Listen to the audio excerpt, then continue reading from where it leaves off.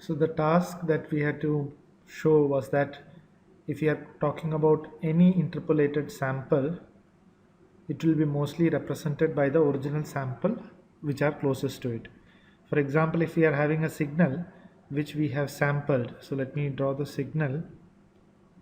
So suppose this is the signal which we have sampled and we got these main samples, and now if we are going to interpolate it and we want to find out this sample at this particular instant of time, then what we want to prove is that the value of this sample will mostly depend on the closest neighbors.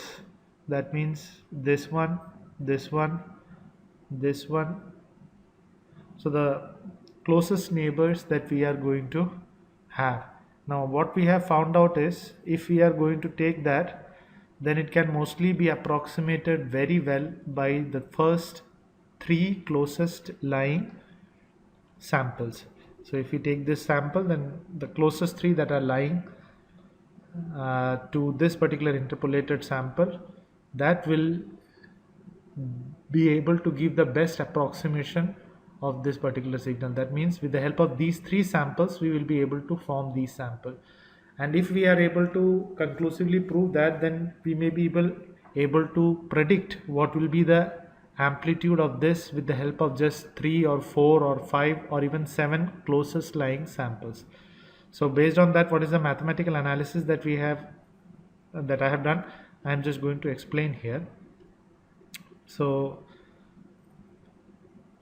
suppose that we are having a signal x of t, that x of t is having a bandwidth of b, and we sample it at a rate which is greater than, it is at a rate which is greater than or equal to, yeah, correct. So it is at a time period, at a sampling time which is less than 1 by 2b, less than or equal to 1 by 2b. So based on that, if we are going to sample our signal x of t, then I can write that I will get x of n ts, which I can actually write it as x of n generally. But I will presently write, for the sake of mathematical analysis, I will just write that this is x of n. Instead of ts, I will write 1 by 2b. So this becomes n by 2b. So this is the sampled signal. Now based on this sampled signal, if we are interested to get the original signal x of t back, then we use the interpolation formula, which is basically given by this, where basically we take the individual samples and we multiply it with the shifted sinc waveform, as we can see it in this particular figure. So what we are having here, what I have tried to draw here is that we are having a sample at 0, which is x of 0, similarly another sample at x of 1, another axum, let's say I want to write this as x of 0, just because I want to have samples on other side. So I will write this as x of minus 1, this as x of 0, this as x of 1, this as x of 2, and this as x of minus 2. As we can see, based on interpolation formula, if we want to get the original signal back, we multiply the shift signals with the shift sinc signals with the original sample value. So the height of the sinc pulse will basically depend on what is the sample value, and based on that we will get the value. So we'll get the x of t back. Now if I want to again resample this, if we again resample, so I'm going to write, if we resample this x of t that we have got with rate which is 4 times greater than that. So I will write t dash of s is at a rate which is 1 by 1 by fourth of the original sample rate. Okay, so let me write it correctly as equal to, so it is equal to 1 by fourth of the original sample rate, which we took it as 1 by 2b. So I will write this as 1 by 8b. So if I am going to sample my original signal, then I can write this x of t as x of, since I am going to take a new variable, I will take m t dash s, where t dash s is basically 1 by 8b, so I will write m by 8b.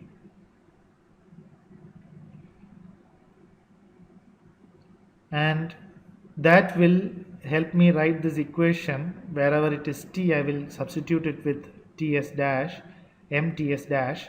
So here there is no change. I will get n is equal to minus infinity to infinity x of n ts sync waveform 2b times m ts dash, which becomes divided by 8b minus n, from which we can cancel out and we will get in the denominator a 4. So I can basically write that my x of m ts dash is going to be summation n is equal to minus infinity to infinity x of nts sync m by 4 minus n. So I have divided by 4, that means I have basically taken ts by l, where l is equal to 4. So that is the upsampling rate. So l is the upsampling rate, which is, in our case, it is 4. We have taken it as 4. So now let me draw the scenario.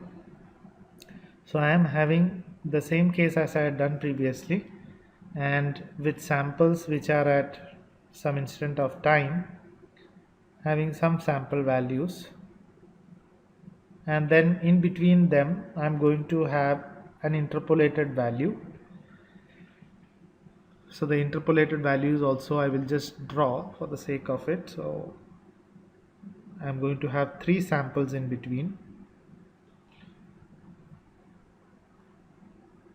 In between all of them I will have 3 samples, and the value is going to be obviously dependent on the interpolation formula that I have written.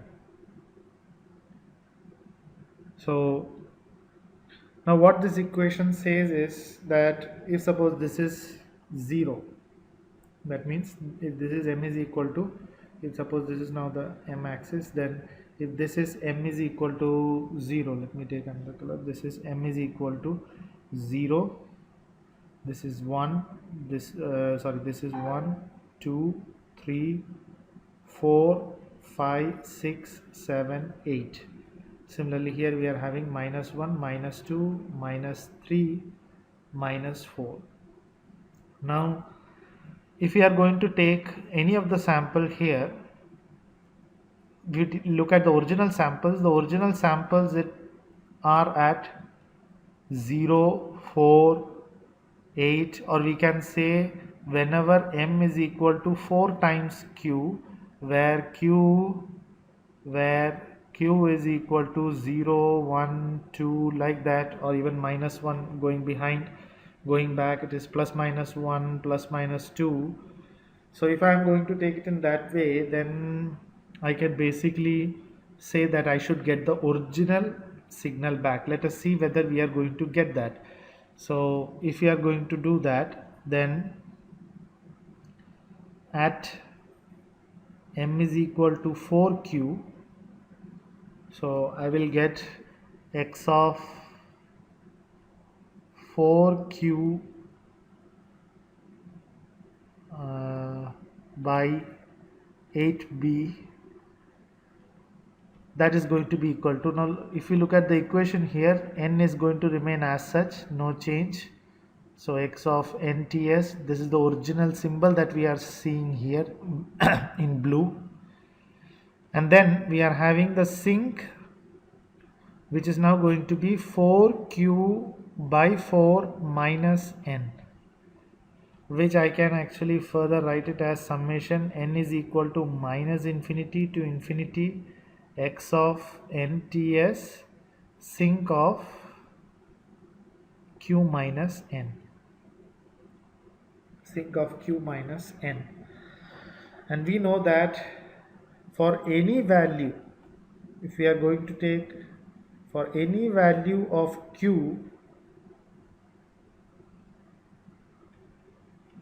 for any value for q is equal to n, at q is equal to n, sinc will be sinc of q minus n will be sinc of 0, which is going to be always 1.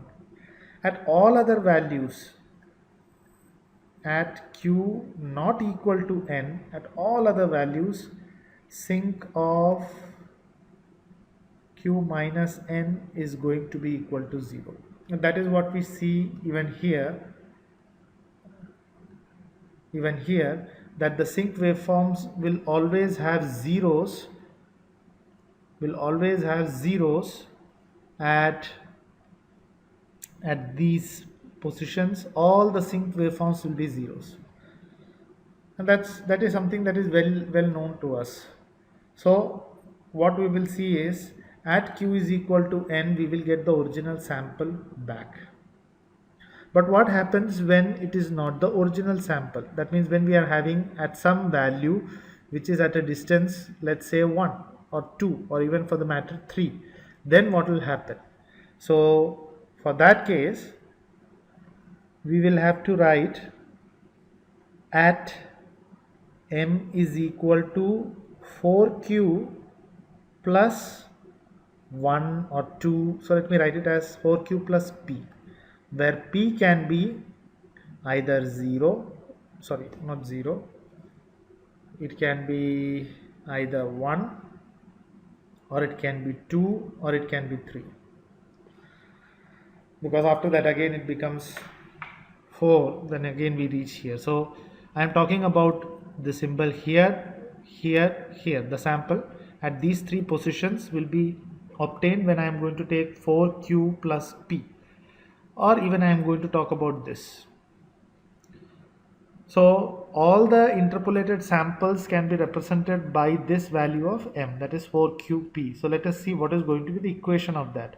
The equation of that will be x of 4q plus p, the whole divided by 8b, is equal to, so when I am going to substitute this, I am substituting this here, I am going to substitute this in this original equation. So there, instead of m, I am going to substitute it. So what I am going to get is, so straight away I can write summation n is equal to minus infinity to infinity x of nts sinc. So instead of m, I will be writing 4q plus p divided by 4 minus n, which I can actually now write it further as summation n is equal to minus infinity to infinity x of nts, then I am having sinc, 4 and 4 will get cancelled, q plus p by 4 minus n. And now we are talking about the in-between space, which in this particular waveform, if I am going to talk about the waveform or the waveforms at the in-between space, if I am going to say, let's say here, at this particular place, if I am going to say, then here unlike the previous case, here we are going to have values of x of minus 1 at this point, the sample value of x of 0 by this much value, the value of x of 1, this value by, it's the blue one, so it is this one, and similarly x of 2 is going to be this, whereas x of minus 2 is this value. In the other cases it was all 0, whereas now we are going to have a sample. If you are going to have a sample at this place, then based on the interpolation formula, the sinc waveforms will give these values. These values are the ones which we have written as sinc here, which we have written as the sinc values here, this equation. Let me write this again neatly. So again, after writing the equation once again, now let us look at this particular equation. Here we are talking about a qth sample of the original sample. So, and P is the step after that. So if I am going to draw the original and the upsample signal as, and let us put the equation and see where each values are. For example, if I am talking about x and ts, these are the values which are in blue. So each and every value. When I am talking about q, I am talking about a specific value of n which we are presently considering. So let us say that this is q. So this is the qth sample, the original sample. So at some value of n is equal to q, what we will have is the side values which can be obtained by putting p is equal to 1, 2 or 3. So this will be q plus 1, this will be q plus 2, and this will be q plus 3. So the p's are basically 1, 2, 3. The next one will be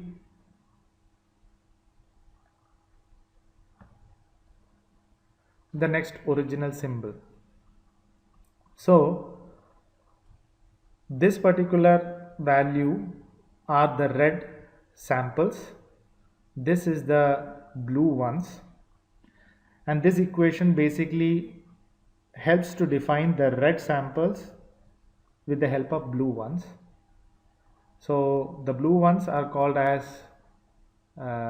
original sample, and the red ones we will call as the interpolated samples or interpolated values.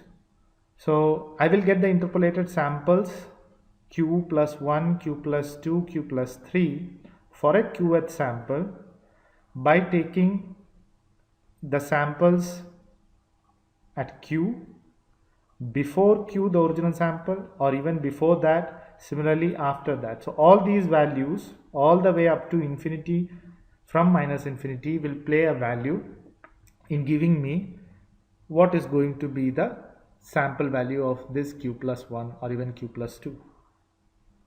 Now there is a reason why I have drawn all of this to have equal amplitude, because the equation we are going to find out what should be the characteristics of this sinc and summation, so that we are able to get some idea about what should be the value here. So if I am having the original samples to have all same values, then the interpolated values should also be the same, because that is what makes sense of interpolation. So the interpolation is also going to give the same value. So let me say that the height is a, some value a. Then if the interpolated values of the interpolated sample is going to have a height of a or a value of a, then the remaining equation is summation n is equal to minus infinity to infinity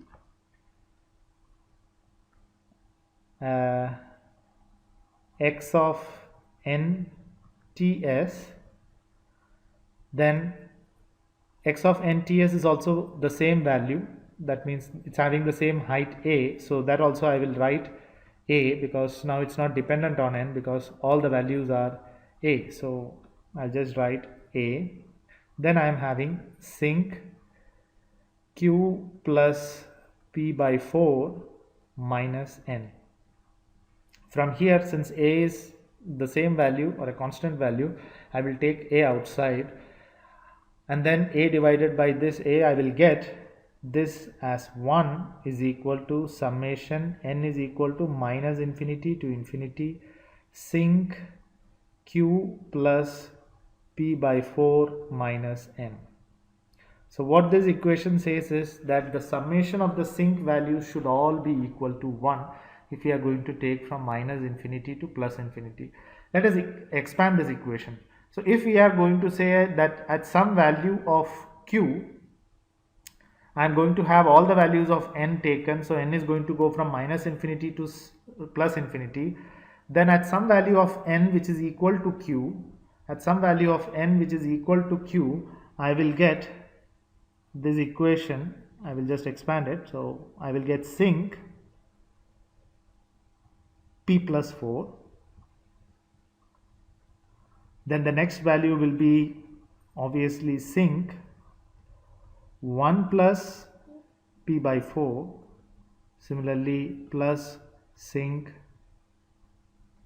2 plus p by 4, and like that it will go all the way up to infinity, sinc of infinity plus p by 4. Similarly, the negative values will all be the other side, it will be sinc of minus 1 plus p by 4 and plus sinc of minus 2 plus p by 4 all the way up to minus infinity, and the whole addition of this should come out to be equal to 1. Now we are having three different values of p. P can be either 1 or it can be 2 or it can be 3. So if I'm going to write it in that way, then I will be having basically the values as sinc 1 by 4 for p is equal to 1. If I'm going to take for p is equal to 1, I'll have sinc of 1 by 4 plus sinc of 1 plus 1 by 4, which I can write it as 5 by 4 plus sinc of 9 by 4. Like that it will be going all the way up to infinity. Similarly, in this side it will be sinc of minus 3 by 4 plus sinc of minus 7 by minus 7 by 4. Like that it will be going all the way up to infinity. So if that is the case, then all these values are actually constant, because we know that sinc has a particular value. So all of this should come out to be equal to 1. And this does not change, this particular property does not change. That means this whole summation should be equal to 1. It does not change even if the amplitudes of the original symbols are going to change, and based on that the interpolated values are also going to have different values. So even if the waveform is looking something like this, it does not matter, the amplitudes are all different, we will get the interpolated amplitudes the same. Still the equation, this equation will be as such true for all the cases. So what does this say? This says that if I'm going to take these values, so if I'm going to take these values, what are the values that I generally get, since they are constant values? So the values will get it as, for sinc of 1 by 4 we will get the value as 0.91 plus sinc of 5 by 4 will be minus 0.18, whereas the sinc of minus 3 by 4 will give us a value which is close to 0.2 9, so it is plus 0.29. And if we are going to add all these three itself, we will see that the value comes out close to 1 itself. The middle three samples, or the samples which are lying closest to the uh, interpolated sample we are trying to find out. So if we want to find out the height of this one, so p is equal to 1, so this will contribute 0.91, this will contribute minus 0.18, and this will contribute 0.29. And generally, if we will go around, the fourth value will be some value which will be greater than 1. The next value will be something again less than 1. So as we keep on increasing the values in its sides, as we keep on taking the side values, what we will find is that the value keeps on fluctuating between 1, not between, on either side of 1. So the graph looks something like this. The graph looks something like this, that if we are having 1 here, and if we are talking about number of samples in this side that we are trying to take. So if we are taking only first sample, it will have some value which is 0.91. If we take the sample just behind that, then we will see that its value is coming close to, or it is coming above it is coming above 1. The next value will again bring it down. So the graph goes something like this. So it basically oscillates between 1, and after some time it close to becomes equal to 1, and that value we can approximately take it as 9. So if we take the 9 closely lying samples, then the value of this one will be somewhat very close to the original value that should be obtained. So 9 means this one will be the closest one, then this is closest, this is the second one, then this is the third one, then this is the fourth one, fifth one, sixth one, like that. If we take the 9 and based on these sync values, based on this one, then we will get the original sample. But even if we have to take 9, we will see that the closest three samples, the closest 3 samples are going to contribute the maximum. So what I did was I just took these original samples. Let me draw the original samples once again. So this is the samples that I am having. So I take the original samples, let's say I take the first one, and that I multiply with a value of 0.91, and then I take this one that is besides it, so that is going to be this one, 0.29, because the next, I am talking about this sample that I am trying to find out.